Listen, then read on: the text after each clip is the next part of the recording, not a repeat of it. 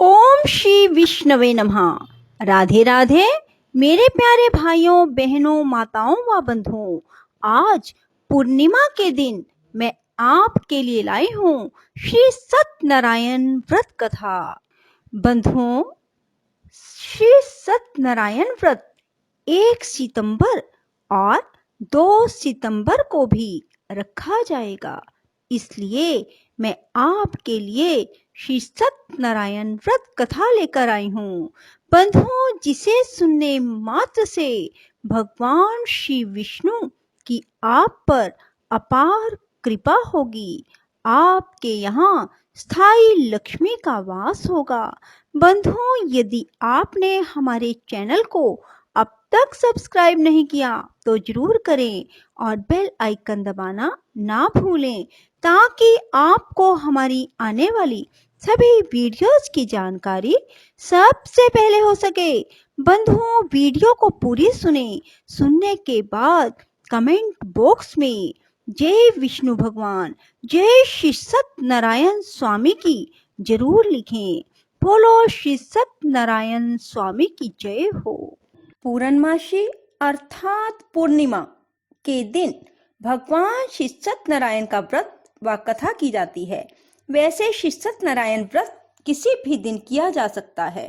व्रत वाले दिन प्रातःकाल स्नान आदि से निवृत्त होकर व्रत का संकल्प लेकर दिन भर निराहार रहकर विष्णु भगवान का ध्यान और गुणगान करना चाहिए। सायंकाल स्नान करके पूजन की तैयारी करें।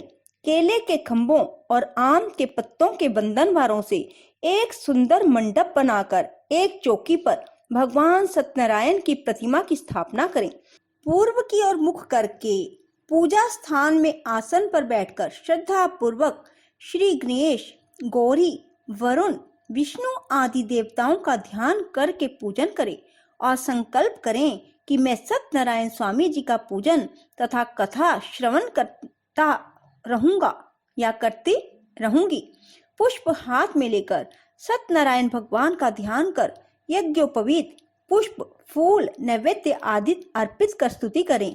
हे भगवान, मैं श्रद्धा पूर्वक फल, जल आदि सामग्री आपको अर्पण कर बारंबार प्रणाम करता हूँ या करती हूँ। कृपया अपने भगत द्वारा की गई आराधना स्वीकार करो और तत्पश्चात श्री सत्यनारायण भगवान की कथा श्रवण करें। पूजन सामग्री: केले के खंबे, पंच पल्लव, कलश, पंचरत्न, चावल, कपूर, धूप, पुष्पों से बनी माला, श्रीफल, ऋतुफल, अंग वस्त्र, नैवेद्य, कलावा, आम के पत्ते, यज्ञोपवीत वस्त्र, गुलाब के फूल, घी का दीपक, तुलसी दल, पान, पंचामृत, केशर, बंधनवार, चौकी। दोस्तों, श्री सत्यनारायण भगवान के व्रत के लिए यदि आप व्रत करते हैं तो भी, नहीं करते तो भी, आप आटे की थोड़ी सी पंजीरी, जितनी आपकी श्रद्धा हो, जरूर बनाएं। थोड़े से घी में आटे को भून लें और फिर उसे ठंडा होने पर उसमें देसी खांड या बूरा खांड उतनी ही मिलाएं जितना कि आपने आटा लिया था दोस्तों। और फिर आप एक बर्तन में पूजा के समय उसे डालकर भगवान का भोग लगाएं और चरणामृत भी जरूर बनाएं। चरणामृत किस प्रकार बनाना है? पहले किसी बर्तन में धोएं, फिर उसमें आधी कटोरी, 1 कटोरी, जितनी आपकी श्रद्धा हो, गाय का दूध, थोड़ी सी 1 चम्मच या 2 चम्मच दही, शहद 1 या 2 चम्मच और देसी खांड 1 या 2 चम्मच और बिल्कुल थोड़ा सा देसी घी उसमें डालें। ऐसा करने से आपका पंचामृत तैयार हो जाएगा। पंचामृत से पहले भगवान को स्नान कराएं और फिर वह बाद में आपके लिए प्रसाद बन जाता है। चरणामृत में तुलसी दल जरूर डालें और तुलसी दल भगवान को श्री सत्यनारायण व्रत कथा में जरूर चढ़ाएं। दोस्तों, जब कथा सुन लेते हैं, आप आरती कर लेते हैं, उसके बाद भगवान को इस पंजीरी और चरणामृत का भोग जरूर लगाएं। आपकी हर मनोकामना ऐसा करने से जरूर पूरी होगी। दोस्तों, आप कथा में सुनोगे ही किस प्रकार सत्यनारायण भगवान का व्रत करने से मनुष्य की सभी इच्छाएं पूरी होती चली जाती हैं। सो दोस्तों, आप भी भगवान श्री सत्यनारायण का व्रत करें, पूजा करें, आपकी भी हर मनोकामना जरूर पूरी होगी। श्री सत्यनारायण व्रत कथा।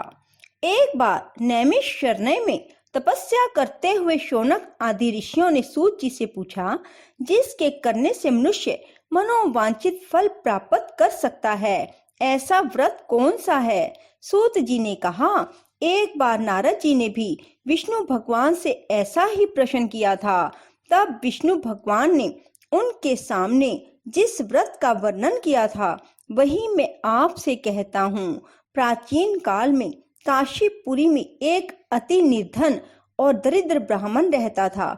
वह भूख प्यास से व्याकुल हो यहाँ वहाँ भटकता फिरता था। एक दिन उसकी दशा से व्यथित होकर विष्णु भगवान ने वृद्ध ब्राह्मण के रूप में प्रकट होकर ब्राह्मण का सत्यनारायण व्रत का विस्तार पूर्वक विधान बताया और अंतर्ध्यान हो गए। ब्राह्मण अपने मन में श्री सत्यनारायण व्रत करने का निश्चय करके घर लौट आया और इसी चिंता में उसे रात भर नींद भी नहीं आई।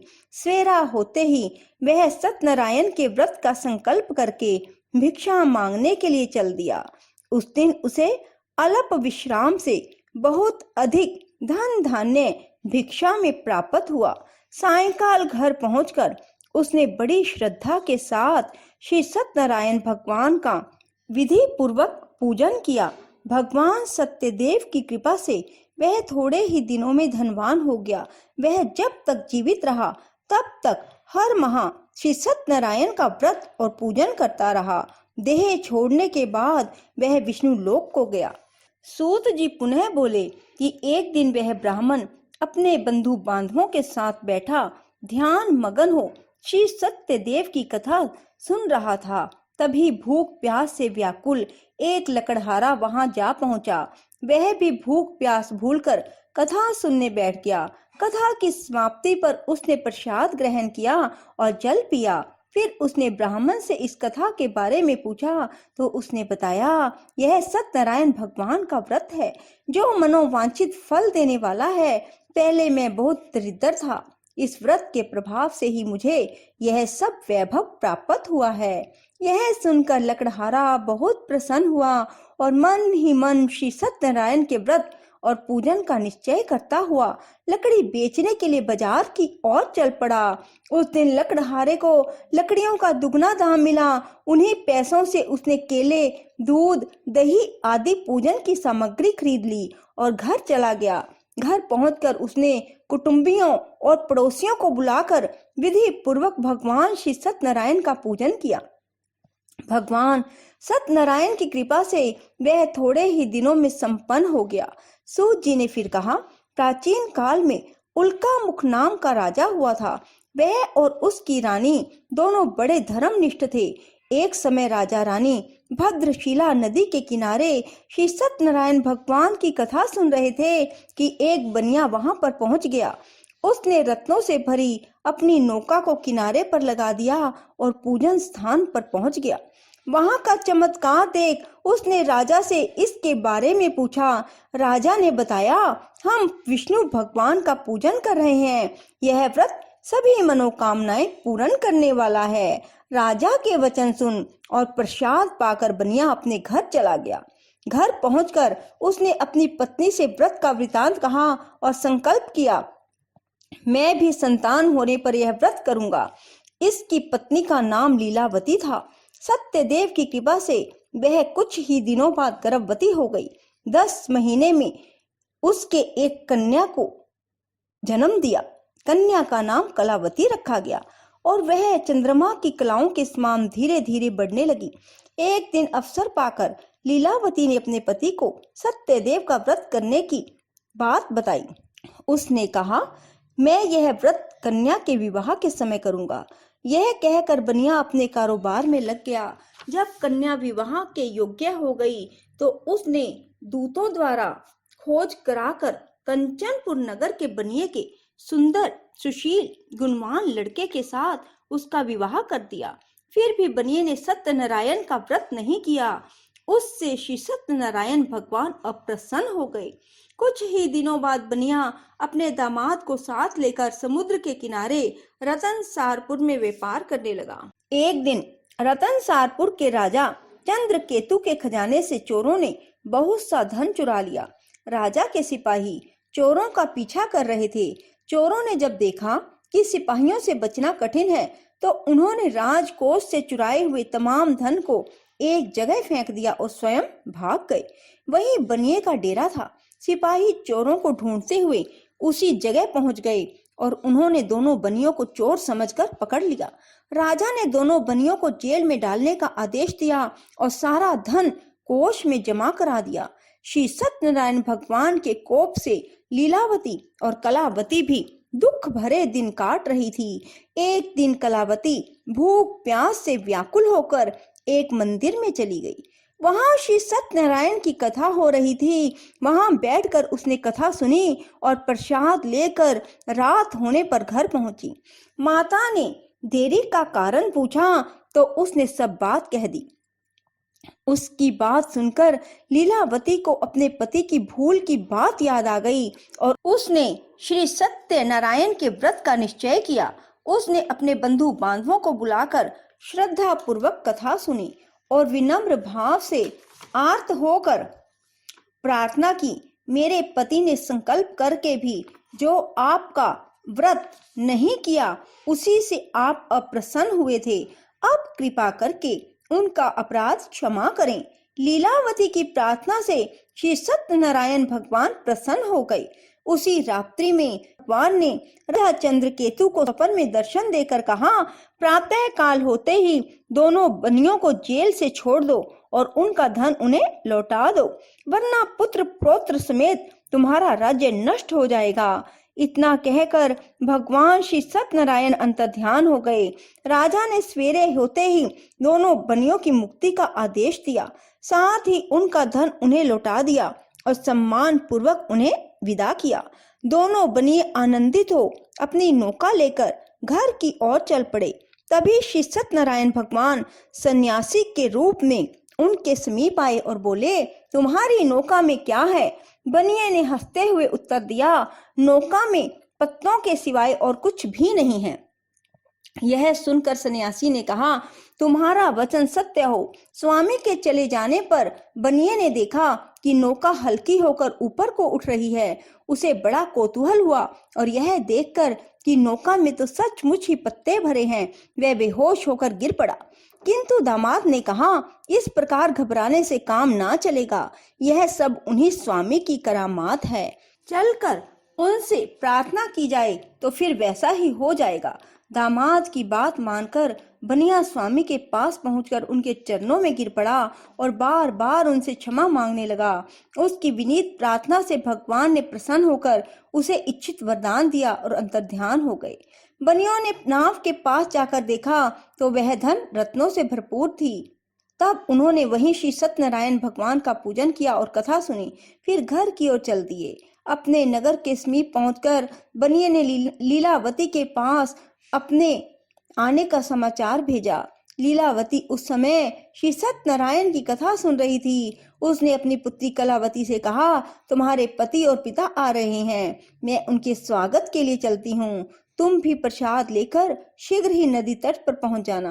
कलावती प्रसन्नता के कारण इतनी विमुग्ध हो गई कि वह कथा का प्रसाद लेना भूल गई और तुरंत ही नदी के तट की ओर दौड़ पड़ी।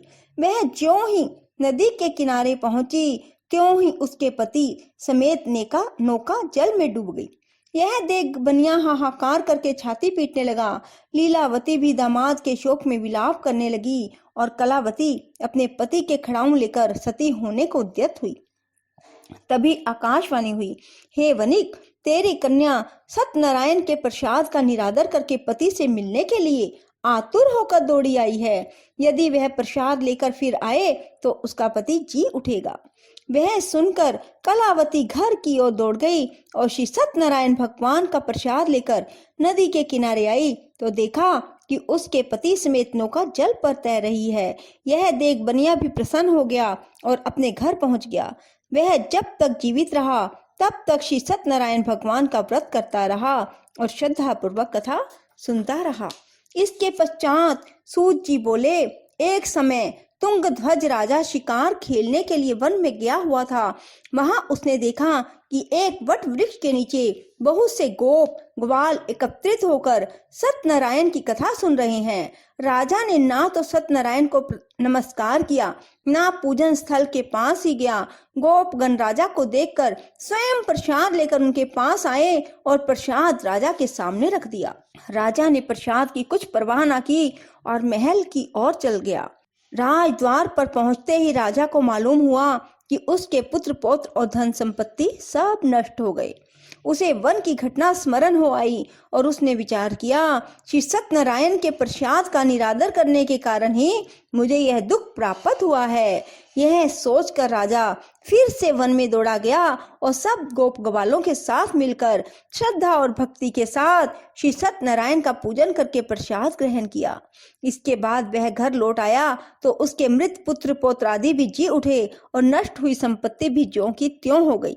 तब से राजा जीवन भर समय समय पर श्री सत्यनारायण भगवान का व्रत और पूजन करता रहता है। बोलो श्री सत्यनारायण भगवान की जय। राधे राधे, जय श्री कृष्णा। दोस्तों, यदि आपको हमारी वीडियो पसंद आए तो इसे लाइक करें और शेयर भी जरूर करें। धन्यवाद।